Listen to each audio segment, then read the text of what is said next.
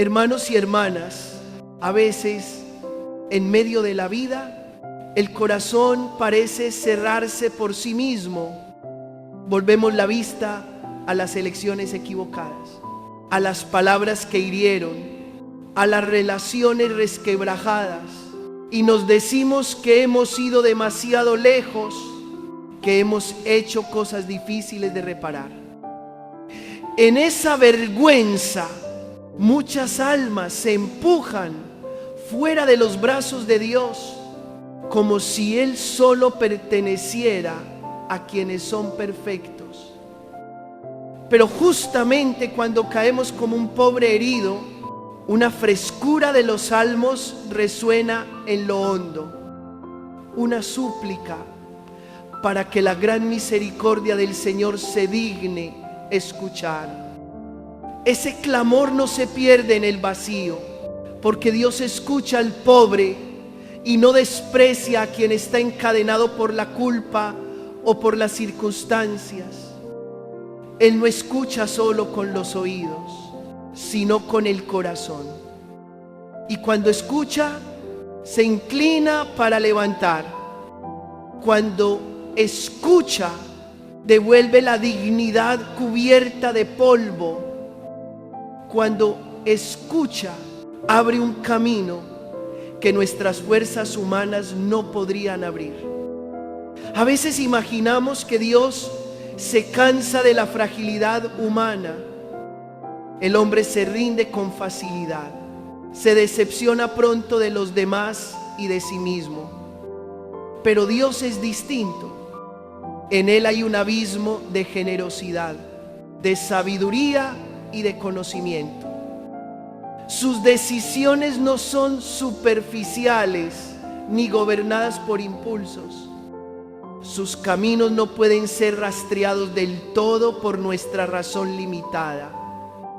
Por eso, en lugar de exigir comprenderlo todo, en lugar de demandar respuestas inmediatas para cada asunto, estamos invitados a ponernos en sus manos y aprender a caminar con corazón confiado, confiar en la fidelidad de Dios, que si comenzó en cada uno una obra buena, también la llevará a su plenitud en su tiempo.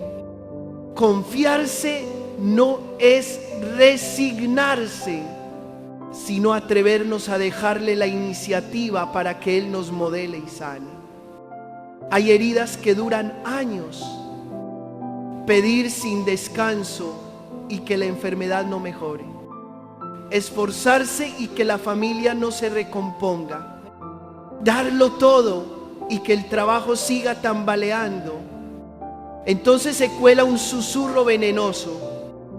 Quizá Dios no se interesa, pero la palabra corrige suavemente esa mirada.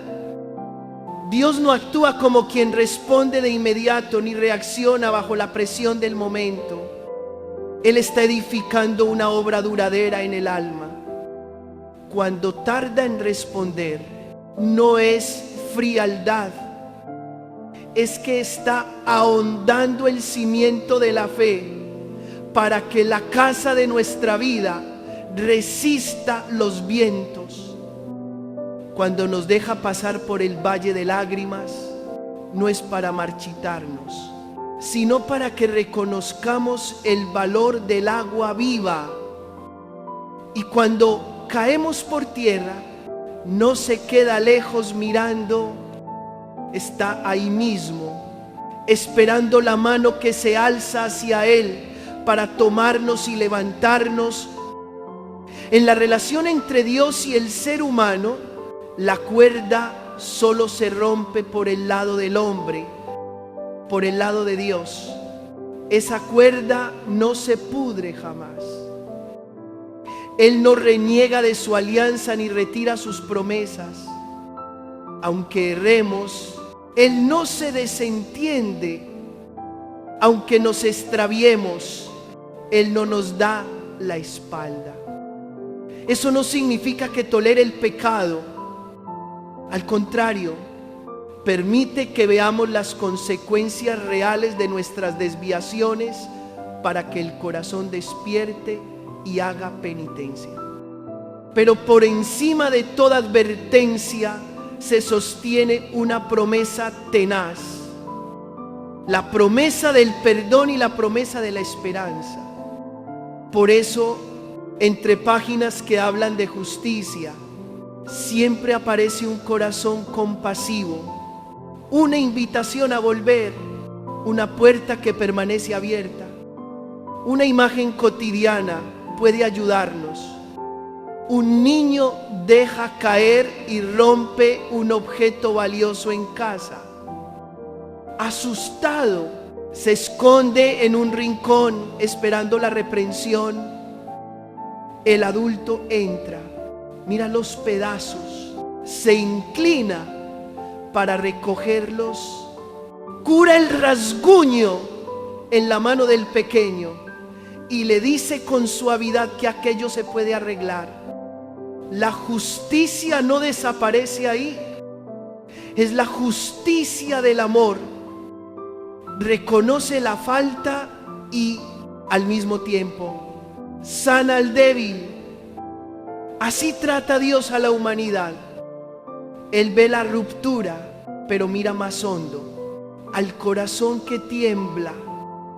No niega el error, pero quiere salvar al que erró. Por eso sus dones y sus llamados no se revocan. En cada persona Él sigue viendo la capacidad de avanzar en santidad. Ninguno de nosotros está libre de etapas mal administradas. Desperdiciar el tiempo, perder vínculos, herir a quienes amamos. No pocas veces prometimos cambiar y volvimos a fallarnos, pero Dios no se desanima por eso. Su fidelidad no es un registro contable que recorta y excluye. Es fidelidad a la manera de Dios. Paciente, recreadora, levantadora. Aun cuando el alma queda como una brasa a punto de apagarse, Él no la deja extinguirse. Aun cuando somos frágiles como una caña resquebrajada, Él no la quiebra. Porque más allá de la fragilidad está la capacidad de amar. Más allá de la caída está la oportunidad de aprender obediencia. Más allá de las lágrimas amanece la esperanza. Por eso, la respuesta adecuada no es una autoacusación interminable que paraliza, sino el regreso. Volver con la humildad de quien reconoce sus límites. Volver con la confianza del pequeño que se apoya en el brazo fuerte. Volver con la esperanza del enfermo que busca al médico compasivo. Cuando volvemos, ocurre lo sorprendente. No solo somos perdonados, sino renovados. No solo vendados, sino enviados. No solo liberados del castigo, sino incorporados a la misión de amor de Dios. Volver no es un círculo vicioso de remordimientos, sino el éxodo de la libertad. Salir del Egipto de la culpa para entrar en los pastos de la paz. Que la bendición de alabanza de San Pablo se haga nuestro aliento de oración. Todo es de Él, por Él y para Él. Cuando ponemos la vida en ese movimiento, el miedo en las curvas se aquieta y la incertidumbre ante los caminos no trazados se serena. El corazón comprende que su historia no va a la deriva. Quien sostiene el universo guía también esta alma pequeña. Si Él ha comenzado el bien, Él lo llevará a término en su sabiduría. A nosotros nos toca dar pasos pequeños y constantes, para que su fidelidad corra por las venas de nuestra existencia. Por eso, no permitas que el pasado detenga tus pasos. No dejes que la culpa seque tu oración. Levántate, porque el fiel te espera. Abre el corazón, porque el misericordioso llama a tu puerta. Déjale hablar a través de las llagas de su Hijo, que el amor es más grande que el pecado, que la misericordia supera el castigo y que la vocación a la santidad no se revoca jamás.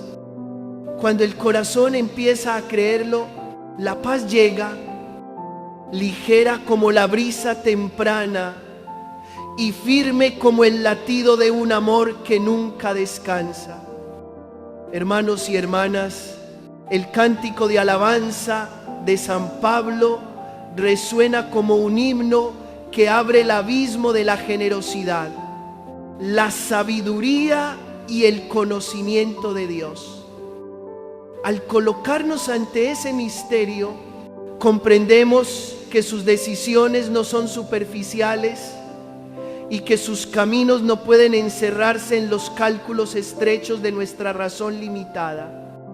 Por eso, en lugar de exigir comprenderlo todo, somos invitados a entrar en el camino de la confianza, ponernos en las manos del que guía, aprender de nuevo el arte de dar de manera incondicional, para que el corazón crezca a la manera de Dios. El Salmo canta con dulzura que la gran misericordia del Señor se inclina a escuchar e invita a los humildes a alegrarse. Quienes buscan al Señor verán revivir su corazón.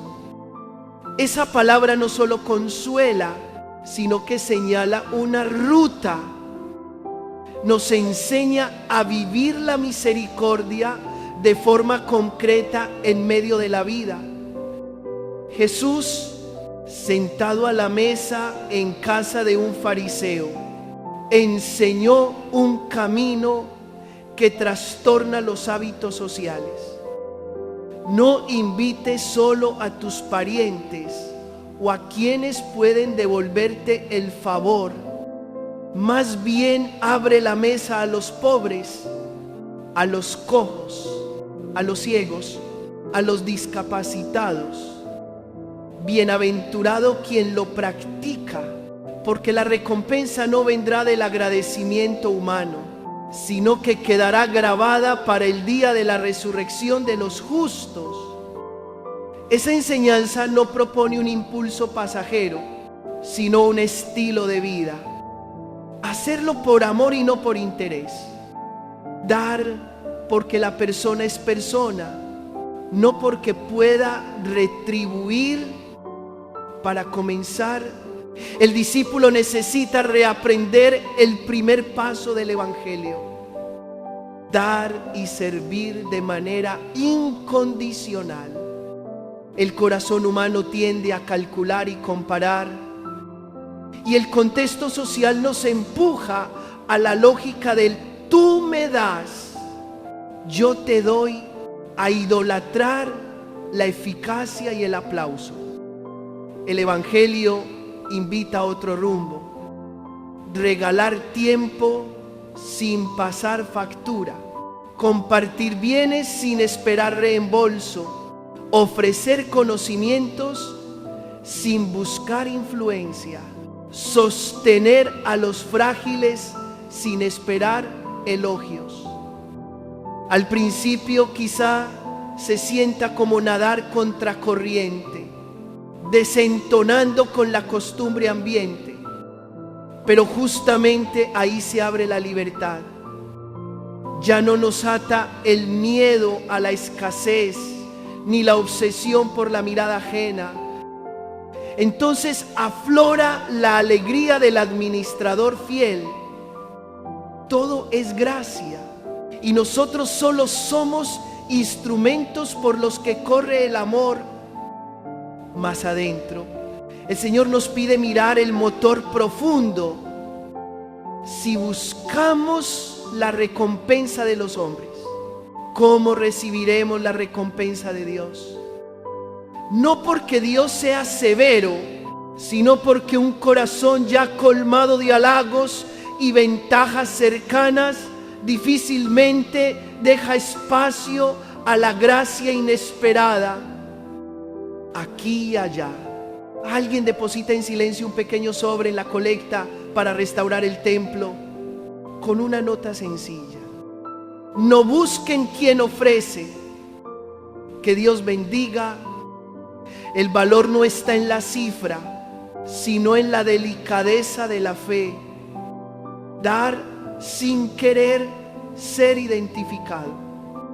En ese gesto aparece la figura del discípulo, silencioso, libre y con la recompensa puesta en las manos del Señor.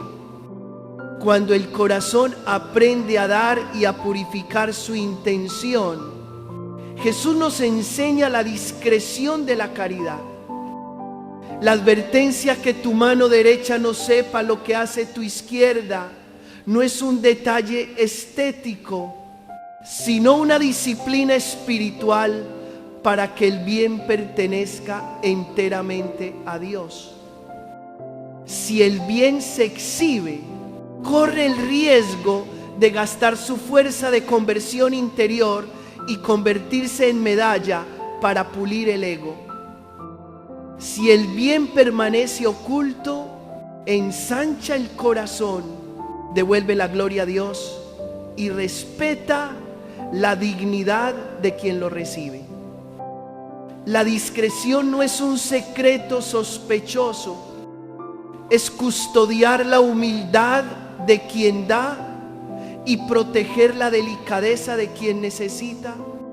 En la práctica, caemos fácilmente en la tentación de esperar devolución, ayudar para ser ayudados, perdonar para ser perdonados, amar para ser amados. No son motivaciones totalmente equivocadas, pero aún no son puras. El amor cristiano va más lejos. Amar primero, amar sin condiciones, amar como aquel que amó a la humanidad cuando todavía era débil. A veces surge la pregunta punzante: si nadie lo reconoce, ¿para qué hacerlo? Entonces conviene recordar: el corazón se moldea con decisiones silenciosas. Cada vez que elegimos dar, se suelta un eslabón del egoísmo. Cada vez que optamos por el anonimato, se abre una puerta para que la gracia entre. Poco a poco dejamos de ser esclavos de la mirada ajena y caminamos bajo la mirada de Dios. La recompensa del camino incondicional está prometida. Brillará en el día de la resurrección de los justos. Esa promesa no empuja la recompensa a un futuro extraño, sino que recoloca los valores. Lo más precioso no es el aplauso, sino el corazón transformado. No es el diploma, sino la vida nueva que florece en los que nos rodean. Y misteriosamente, ya al vivir de manera incondicional, Dios otorga un primer premio, una paz honda, una alegría que no depende de cifras y una libertad que nos quita el peso de tener que ser reconocidos. Es un don sagrado en medio de la vida para confirmarnos que vamos por el buen camino. El camino incondicional no brota espontáneamente, requiere entrenamiento perseverante. Se empieza por lo muy pequeño, ceder un lugar en el tránsito, regalar unos minutos de escucha sin interrumpir, ayudar a un compañero sin necesidad de que se diga el nombre compartir una comida con quien tiene menos sin registrar el momento. Cada gesto diminuto es una lección para el corazón. Como el grano de mostaza de la parábola, el reino crece silencioso y tenaz en esas acciones sencillas. Aún así, en este sendero no faltarán cansancios, malentendidos e incluso sospechas. Por eso necesitamos aferrarnos a la fuente, que es Dios. La oración es el lugar donde se purifica la motivación. Allí presentamos al Señor la tristeza de ser mal comprendidos, el cansancio de dar, el vacío de no ser reconocidos. En el silencio, Él pone su mano sobre el corazón y nos recuerda: Él ve, Él sabe, Él basta. Cuando Dios nos basta, las compensaciones externas se vuelven livianas. Ante la Eucaristía, el alma aprende el lenguaje de la oblación, silenciosa, total y por amor. Poco a poco, al perseverar en este estilo, nace una libertad nueva. Libres de los cálculos, del miedo a perder, de la necesidad de controlar. Esa libertad hace florecer la alegría del Evangelio. Damos lo que hemos recibido. Nos convertimos en puente por el que el amor de Dios alcanza a los pequeños. Y de modo maravilloso, mientras cuidamos la gratuidad, Dios cuida lo demás. Dispone encuentros, sana nudos y hace que lo pequeño dé frutos más allá de lo que imaginamos. Finalmente, pidamos que cada familia y cada comunidad sepan abrir la mesa de la propia vida según la sugerencia del Señor. Reservar un lugar para el pobre, para el solo, para quien le falta una mano que sostenga. Hacer sitio a quienes son pobres en fe, en oportunidades, en consuelo. Cuando el corazón se abre a estos pequeños, se manifiestan las bienaventuranzas del Señor.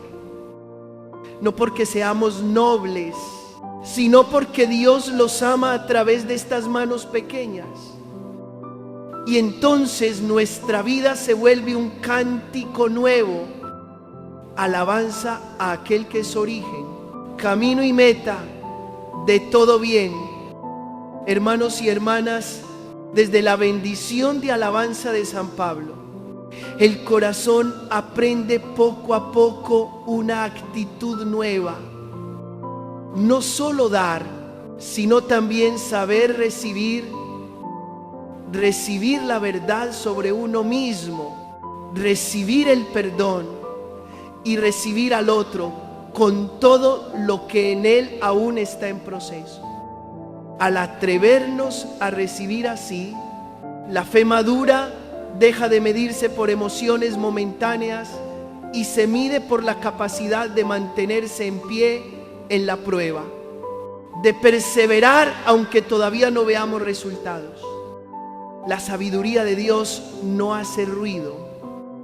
Él reordena en silencio el interior para que las heridas dejen de ser fuente de amargura y se vuelvan puerta por donde entra la misericordia. El primer paso de ese itinerario es la valentía de llamar a la verdad por su nombre. Muchas veces evitamos nuestro propio rostro. El miedo, la envidia, la necesidad de controlar, la postergación, nos excusamos diciendo yo soy así o culpamos a las circunstancias. Pero la misericordia no toma atajos. Espera a que enfrentemos.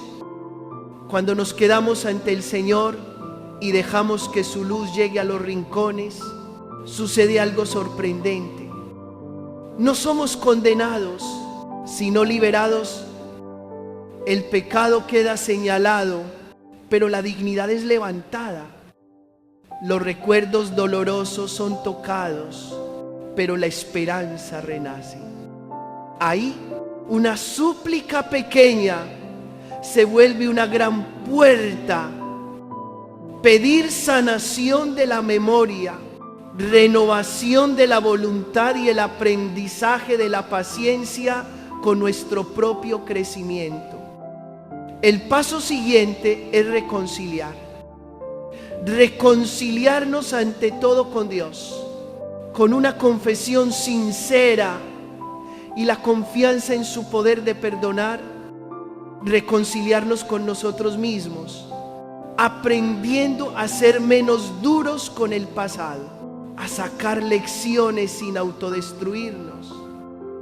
Reconciliarnos con el prójimo, atreviéndonos a pedir perdón, asumiendo la parte que nos toca y tomando la iniciativa para reparar los lazos gastados. Perdonar no borra la historia, pero abre el futuro. A veces la disculpa no es correspondida de inmediato, a veces la puerta permanece cerrada. Sin embargo, si sembramos con constancia la semilla de la sinceridad, el tiempo de Dios hará lo que falta. Desde gestos muy pequeños, una llamada, un mensaje amable, una mirada benigna, se tienden puentes y la vida comienza a fluir de nuevo. Más adelante, una fe madura aprende a reordenar los deseos. No todo lo que deseamos conviene al alma en este momento. Hay proyectos justos que necesitan crecer despacio. Hay sueños hermosos que requieren ser puestos bajo la luz del discernimiento. Cuando colocamos todo en el orden de Dios, disminuye la prisa que nos arrastra.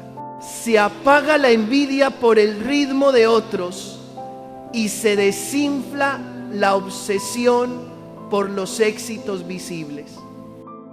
La paz aparece no porque todo sea perfecto, sino porque el centro le pertenece al Señor. Desde ahí, lo cotidiano, la cocina, la oficina, el aula, el huerto, se vuelve lugar de encuentro con Dios que guía en silencio, con nosotros mismos que aprendemos a amar, con el prójimo que se nos confía como un misterio. En ese proceso, el sufrimiento deja de ser una amenaza sin sentido. Al confiar, aprendemos a leer el dolor en clave de esperanza. No es una sentencia, sino a menudo el molde donde se ahonda la caridad, se ensancha la paciencia y se purifica la humildad. Quien ha velado una noche en un hospital, quien ha sufrido un malentendido, quien ha pasado por una temporada de fracaso, si entrega eso al Señor, se vuelve más hondo por dentro, más delicado con los demás y más indulgente ante toda limitación. Aquí la cruz no aplasta. La cruz es el puente que nos introduce en el corazón de Jesús. De la sanación a la misión hay un paso natural de la gracia. Quien ha sido compadecido es enviado, no para mostrarse fuerte, sino para contar al fuerte.